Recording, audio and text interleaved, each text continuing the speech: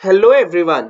आज हम बात करेंगे tax planning, tax management, tax avoidance and tax evasion की। तो शुरुआत करते हैं टैक्स प्लानिंग से। तो लॉ ने आप वो सारे प्रोसेस, वो सारे मीन्स अप्लाई कर रहे हैं, दैट इज वो सारे प्रोसेसेस आप लगा रहे हैं to lower your tax liability, या असेसी लगा रहा है to lower his tax liability within the legal framework. That is जो फ्रेमवर्क, जो सारे बेनिफिट आपको लॉ ने दिए हैं, वो सारे बेनिफिट लगाकर आप अपनी इनकम टैक्स की लायबिलिटी कम करने की कोशिश कर रहे हैं। दैट इज अपनी टोटल इनकम को रिड्यूस करने की कोशिश, अपनी टोटल इनकम को रिड्यूस करने की कोशिश कर रहे हैं। जैसे अगर आपको याद होगा तो हम ग्रॉस टोटल इनकम कैलकुलेट करते हुए सर्टेन डिडक्शंस माइनस करते हैं। That is deduction under chapter 6A। That is deduction जो सेक्शन 80C से 80U तक रहता है।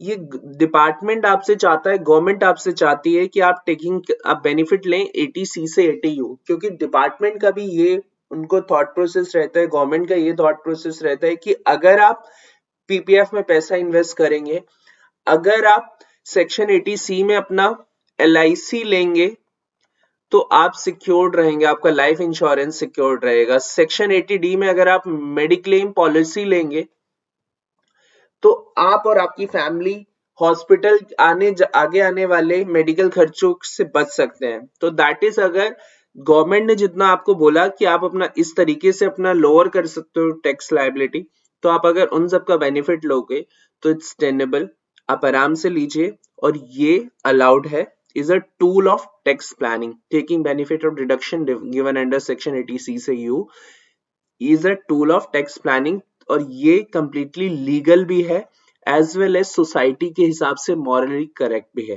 राइट। इसके बाद हम बात करेंगे टैक्स मैनेजमेंट की। अब जो प्रोसेस अडॉप्ट होंगे, प्रोसेस अडॉप्ट बाय असेसी, मान लीजिए आप हैं, to comply with the procedural and compliance requirement.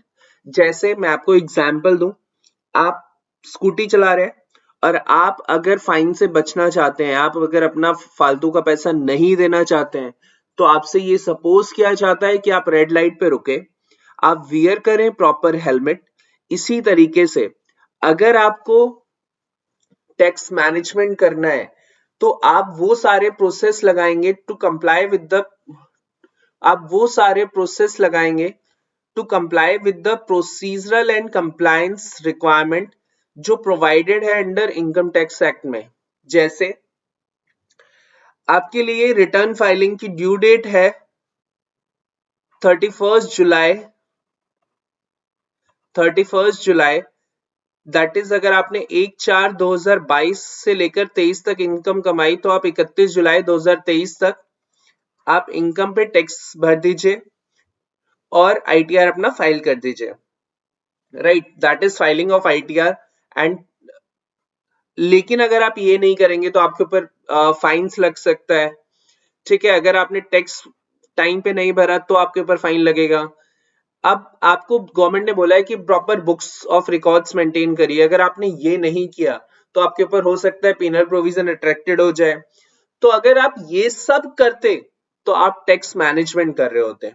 That is the whole thing. जैसे आप हेलमेट अगर आप स्कूटी चला रहे हैं तो आपने हेलमेट वियर करा हुआ है, तो आप सारा फाइन का मैनेजमेंट, मतलब जो भी पूरा अच्छी तरीके से होता है गाड़ी वाड़ी चलाते हुए, तो आप पूरा अच्छे से मैनेजमेंट करके चल रहे हैं ताकि आपको कुछ पीनल प्रोविजन ना अट्रैक्टेड हो, राइट। तो ये टैक्स मैनेजमेंट कंप्लीटली अलाउड है और आराम से आप करिए, क्योंकि डिपार्टमेंट ही चाहता है कि आप ये करें। उसके बाद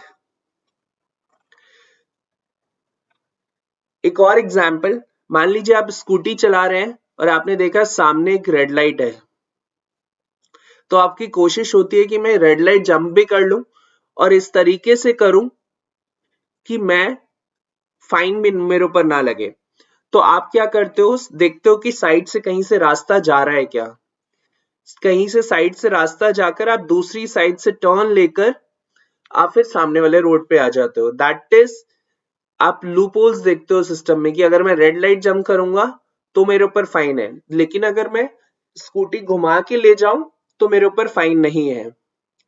That is process adopted by the assessee to lower his tax liability by taking help of loopholes in the law. That is, आपको याद होगा अगर हम डीम्ड ऑनरशिप वाला एक कॉन्सेप्ट पढ़ते हैं income under head house property में, वहां पर अगर आप ट्रांसफर करते हो asset to the minor child except minor married daughter, तो वहां पर वो सारा उन सारे इनकम के लिए डीम्ड ऑनर कौन हो जाएगा? वो जो व्यक्ति ट्रांसफरर है। जैसे एग्जांपल दो मैं, एक फादर ने अपने बच्चे को प्रॉपर्टी ट्रांसफर कर दिया और वो बच्चा 18 से कम माइनर है वो, तो वहां पर फादर के हाथ में वो सारा इनकम क्लब्ड हो जाएगा। उसके लिए फादर ही डीम्ड ऑनर हो जाएंगे, सारा कंप्लाइंस फादर करेंगे, तो जो भी इनकम होगी वो फादर के हेड में जाएगी। लेकिन अगर फादर ने मेजर बच्चे के नाम पे ट्रांसफर कर दिया, दैट इज उसका उनका एक और बेटा था, उनको मेजर सन के नाम पे ट्रांसफर कर दिया है, मेजर डॉटर पे ट्रांसफर कर दिया to reduce his tax liability, तो it's completely, though it is law में ये परमिशेबल है, लेकिन ये लॉ के मजे लेने वाला सिचुएशन है।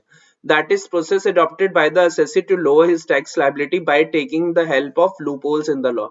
आप देख रहे हो कि लॉ में ऐसे बच सकता है हमारा टैक्स, तो क्या करें, मेजर बच्चा हमारा कुछ नहीं कर रहा, उसके नाम पे प्रॉपर्टी ट्रांसफर कर दो, तो जो भी रेंट लायबिलिटी आएगा, जो भी हमारे पास रेंटल इनकम आएगा, वो माइनर सन के नाम पे मेजर सन के नाम पे चला जाएगा। अब वो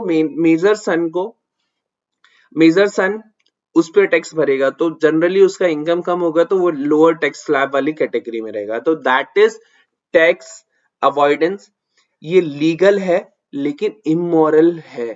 रीजन, क्योंकि यहाँ लॉ के आप मजे ले रहे हैं। लॉ ने आपको बोला रेड लाइट जंप नहीं करने का, आपने नहीं किया, आप साइड से काट कर ऐसे ले जा रहे हो कि वो kind of red light jump ही हो गया, राइट? बट लीगली परमिशेबल है वो। अब अगली चीज में बात करते हैं टैक्स इवेजन की। सर टैक्स इवेजन क्या रहता है? बच्चे, आप कमा रहे हो इनकम 50 लाख रुपए की, एसएससी अर्न कर रहा है इनकम ऑफ 50 लाख, लेकिन वो डिस्क्लोज कितना कर रहा है कि जी मैं तो 3 लाख रुपए ही कमाता हूं, राइट? एक एसएससी का खर्चा है 3 लाख रुपए का, मान लीजिए एसएससी का खर्चा है 3 लाख रुपए का, और वो दिखा रहा है मेरा इनकम है जी, मेरा खर्चा है जी 50 लाख रुपए का, तो दैट इज अंडरस्टेट कर रहा है वो इनकम 50 लाख से 3 लाख, और ओवरस्टेट कर रहा है एक्सपेंसेस, 3 लाख का खर्चा था और 50 लाख का दिखा रहा है। That is process adopted by the SSC to defeat the purpose of legislature by understating income and overstating expenses। ये जो है लॉ ने भी इसको मना करा है और ये समाज के हिसाब से भी गलत है, दैट इज इनलीगल भी है और इमोरल भी है। With this, thank you.